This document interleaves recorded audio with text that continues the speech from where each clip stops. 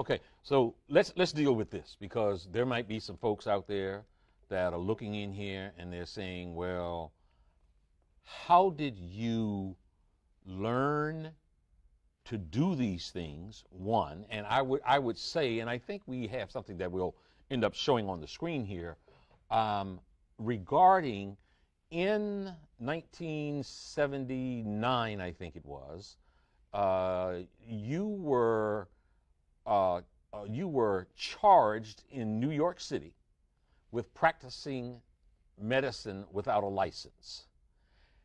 You were ultimately charged, indicted, and taken before the New York Supreme Court.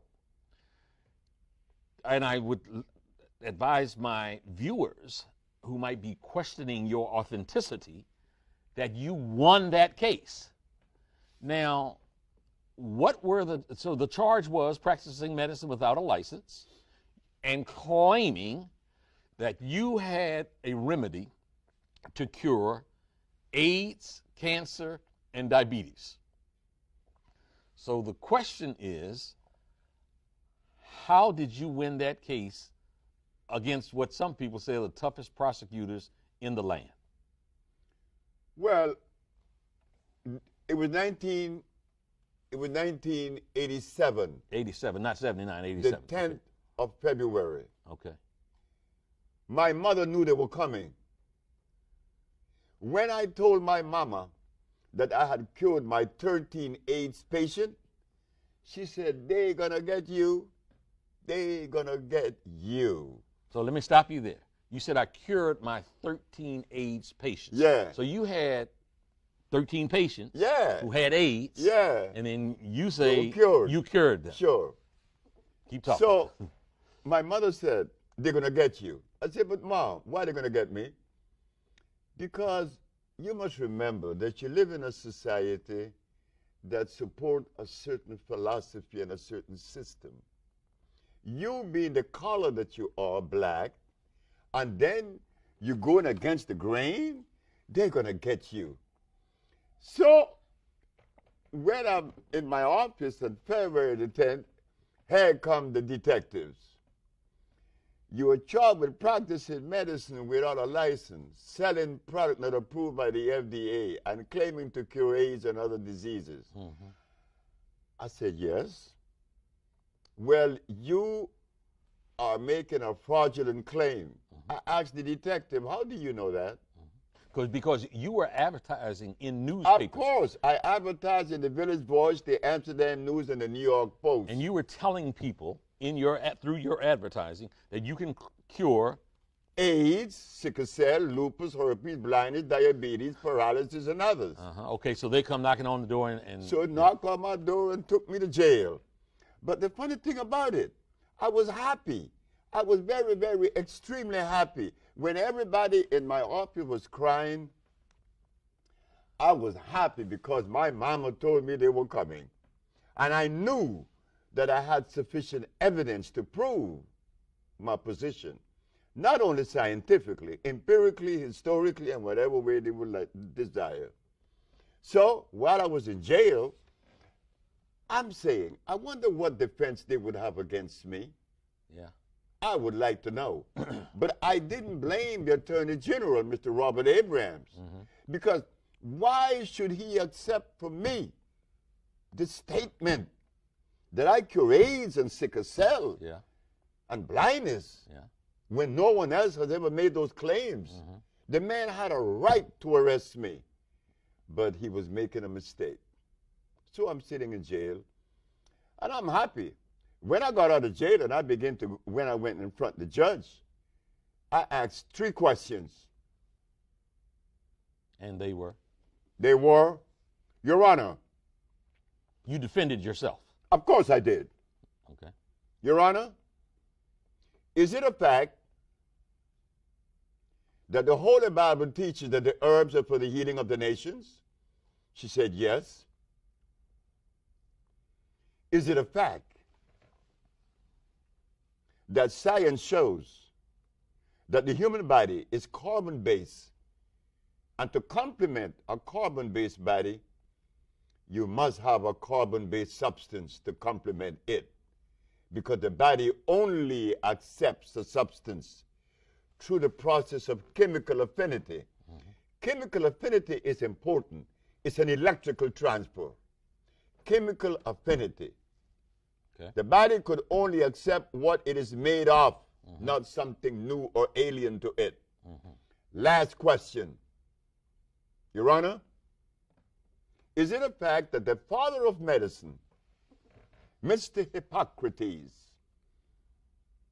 the man that established the principle of medical science today, cured every disease known to man? Did he use herbs or chemicals? She said, herbs. I said, thank you very much. I rest my case. Okay. Go ahead. So I understood that the state were unprepared to defend itself. They were unprepared because in the past there was 2,781 cases that came before the Supreme Court and lost. Yeah. I won. Yeah. Not only did I prove scientifically, but I had the diagnostic sheets, and I do have them today.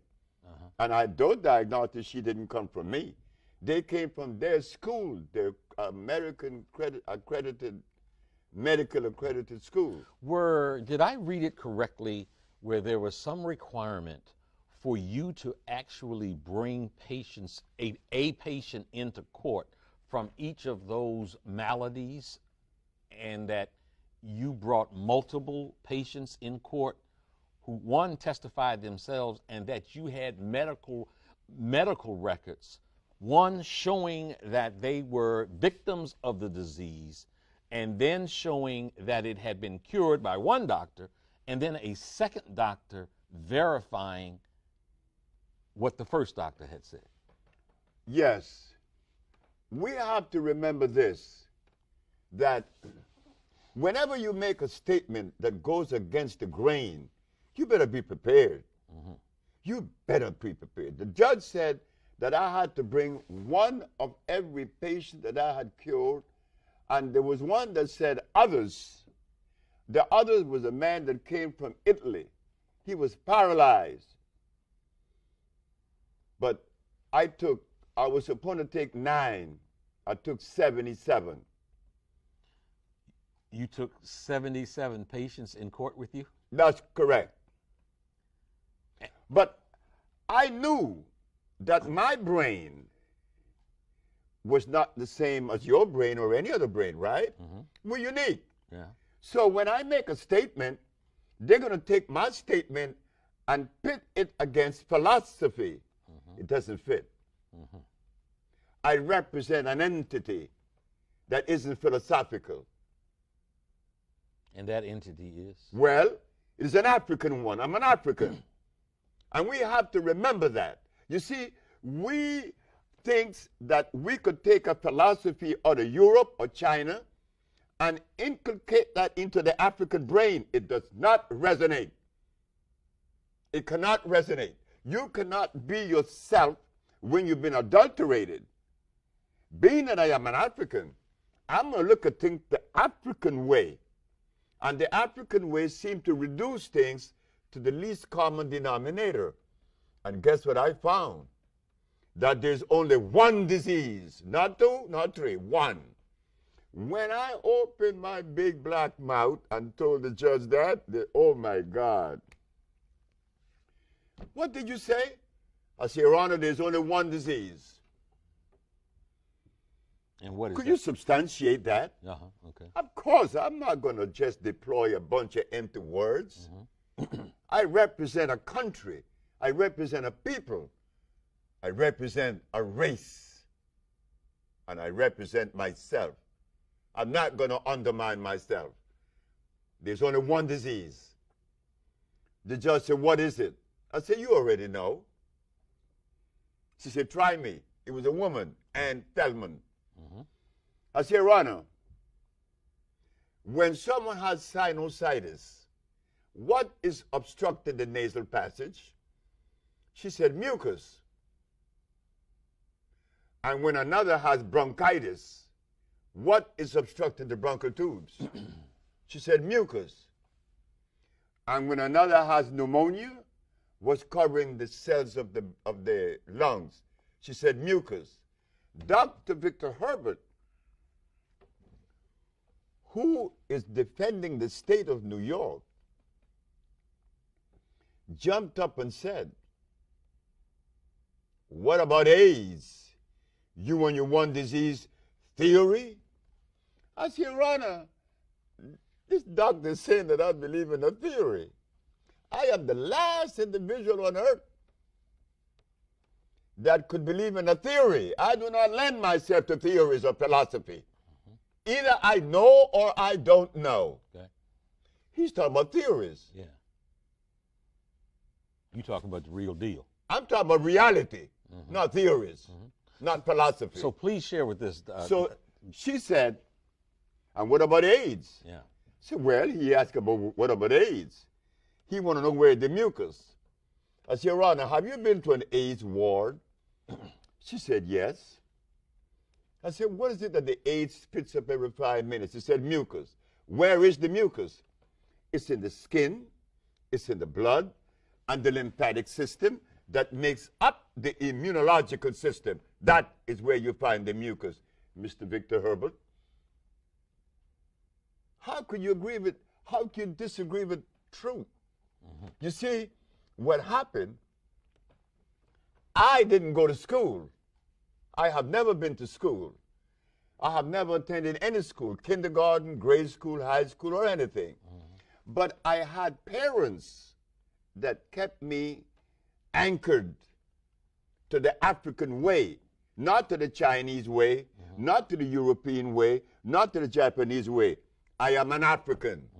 Were your patients all of color? No, no. I have patients that are white. I have more white patients than I have black. Okay, so this scourge that, has just run rampant, through the world, AIDS. Can you walk us through as much as you can a step-by-step process where you have a patient that has AIDS and you do XYZ or ABC, and then the patient no longer has AIDS? Can you walk us through that? Of course. When the first patient was a brother in Boston named Michael White, and a sister, she's from D.C. Her name is, oh boy, I forgot her name right now. Okay. But she told me, she said, Dr. Sebi, my brother-in-law brother has AIDS in Boston. So what do you do? I said, well, I must send him the compound. The compound that I made were made to cleanse the cells. Okay. They come in the category of phosphates, carbonates, iodides, and bromides. Now we are entering the science of biochemistry. Okay. These are food and vitalizers. I remove from the man's diet lactose, uric acid, and carbonic acid, milk, starches, and meat. By removing these things from his diet and then cleansing his cells, he began to see recovery in 24 hours. And so it went. They kicked him out of the hospital 2 weeks later. Memorial Hospital in Boston, Dr. Bonanno. Then there was a young man in D.C., Zelma Peterson is her name. Yeah. Zelma Peterson. Yeah. She was the one that introduced me to my second AIDS patient, and from then it was all the way alive. Okay. Now, you have documented. I got proof now. You have proof. I have books with the documents in it, diagnostic sheets. Yeah. And the medical world still puts out that you are a quack, you're a crazy man, you're not credentialed, and that you run scams on people. But you have documented proof of healing people. Now, I know that you have you reference a compound in Honduras. You also operate out of Los Angeles. Los Angeles also. So when you get a patient now, if you have a DC patient, does that DC patient need to go to LA or Honduras? Or? No, we treat them. In fact, we send 1,000 packages a day throughout the world right now. Israel, Hong Kong, China, Russia. We have people in the village now from Russia. We have people from all over the world. We send packages all over the world. You don't have to even be in Honduras. But it is good to go to Honduras because the thermal waters are there. Yeah. And they accelerate the process of healing once you immerse your body in it and you drink it. You speak of Honduras. Now, about the medical science saying that I'm a quack, yeah. I do not blame medical science for making that statement because my race has never done anything on that level of endeavor to express itself able to cure diseases on that level, in other words. So, sure, I'm a quack, but I don't care what they say. Yeah. What I was concerned with, not medical science, because I know that they're the one that is violating. I am not the violator. Hippocrates did not establish the school of medicine by using chemicals, because the chemicals cannot assimilate. A chemical cannot assimilate with the human body. An herb can because they are electrical. Okay. Herbs are electrical, and we have yet to understand that. I was concerned with the black leadership of America, not medical science. When I had cured these people of sickle cell and lupus and herpes and blindness, I was happy. I said, now I could go to all the leaders. I could go to Minister Farrakhan. I could go to Jesse Jackson. I could go to Al Sharpton. I could go to Oprah Winfrey. But what I found out, I was mistaken. I was wrong. They are not interested in the healing of any black people. That's an explosive claim. That is not an explosive statement. That is a reality. There isn't a black leader in America that is interested in the health of the black race. Do you say that because they refuse to interact with you? They are not in the position to respond. If they were, my first case of AIDS was cured in 1984. Yeah. And since then, we've been curing people of lupus and herpes and cancer and blindness. Not one black leader ever said, well, let us help the brother. That you just mentioned what some people in hushed tones refer to as the C word, cancer. I have friends right now that have been victimized by that scourge of a disease. Two fairly close to me who have been going through chemotherapy. We just recently had the lieutenant governor from the state of Maryland, and the governor of Maryland has cancer, and he's been going through chemotherapy treatments, and he talked about how devastating those treatments were. So you obviously don't treat with chemo. Why is it wrong for a cancer patient to be treated with chemotherapy? Chemotherapy is an approach that destroys cells. Chemotherapy doesn't distinguish between good cells and bad cells. It destroys cells. It's an acid approach. What kind of approach? Acid. Oh, acid approach, okay. My approach is an intracellular cleansing. What causes disease in the first place? An acid condition. Well, let us sweep it out. Let us find the plants that are consistent with cleansing. You see, we just begin to wake up. We just begin to realize that we are way in a deep deficit. What do you mean by that? Well, I mean that we have never spent time in analyzing or even trying to understand the difference in our genetic predisposition. We have never understood the science of biochemistry. All of the folks that have came to us, they came to us with history, bunch of history, a lot of religion, a lot of philosophy, but none of them came with a food that would help me to live as healthy as I possibly can. Look carefully. We're not going to make excuses no more. Because if we continue to make excuses, we're going to go deeper into the deficit. Just recently, a report came out that the Christian diet need to be examined, re-examined.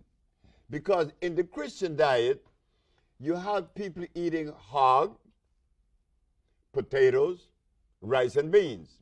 But if we take this substance to a biochemist, he's not going to find any food in any of these substances. So why do we eat these things?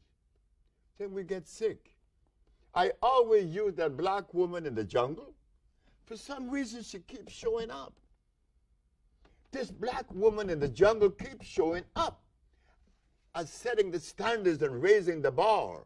Why? Tell me what you refer to when you say this black woman in the jungle. Oh, I mean, this woman was the woman that set the standards. This woman didn't die because of disease. She didn't have any hospitals in the jungle. She didn't have any doctors. She didn't have any medicine. That's why Hippocrates said that your medicine should be your food, or your food should be your medicine. Because the African people didn't have a doctor. They didn't need him. Because they didn't have any of the substance that would violate the biology of the individual. So how long did they live? Do you and I know how long those Africans lived in the forests of Africa before the chemical people came? Furthermore, my mama wasn't naked. She was natural. Because to say that my mama was naked in the forest is to say that God made clothes.